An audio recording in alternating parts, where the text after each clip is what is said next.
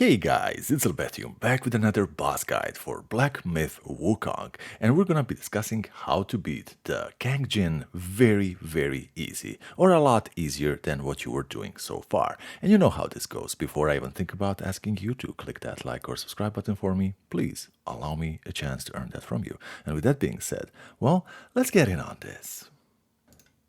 Okay, so the prep work first. You can see my equipment, everything that I have, even this little tiger tally and a gate jar. And down here you also have all these pellets and everything that you can pretty much either buy, craft, or whatever. Now we also have Wandering Wicked equipped, not just to dish out a lot of damage, but as you can see, as soon as I put the cursor on another spirit, he gives me 30 points of defense. And for the build, we're gonna be doing something a little bit different. Now, everything is mainly the same, but I put 4 points here, and you can absolutely max this out. Now, this is gonna be helping majorly with this particular boss.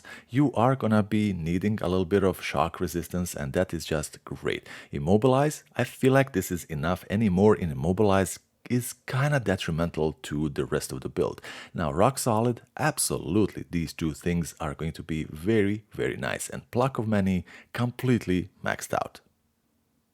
Now, this is one boss that we simply cannot attack head on. You kinda have to wait for her to make her move, so running to the side and waiting for those projectiles to move is a very good idea. From there, just simply get in close, immobilize, pop your wicked spirit and just lay on a little bit of hurt. Now she is gonna be doing this then.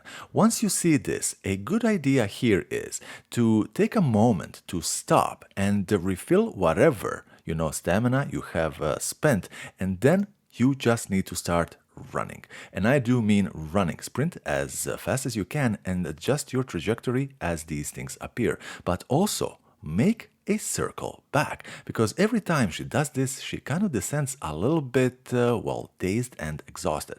Now, this is your perfect opportunity to actually pop this little pluck of many and just watch her HP go down a lot. Now, I have also used my transformation, which I am going to be canceling depending on the situation. And also, what is very good about the pluck of many is that they distract you see these projectiles. But let me tell you how to deal with these particular ones. Now, do you see how they fly? Now, they actually go, let me just pause at the right moment. They go and they kind of bend in the air. So it is very easy to trick you into the timing of dodging. Once it bends in the air is when you should be dodging, but it also distracts you from seeing the next one, usually that is already on its way. So that is something that you need to be keeping your eyes out for. Sometimes they're gonna be coming in pairs, and it's usually the last ones.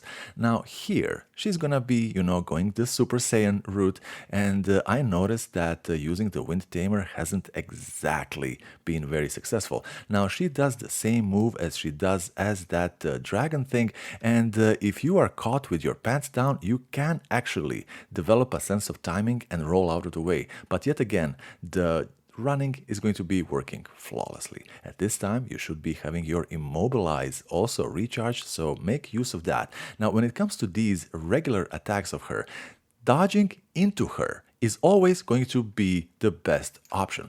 Now, I have to highlight this particular attack.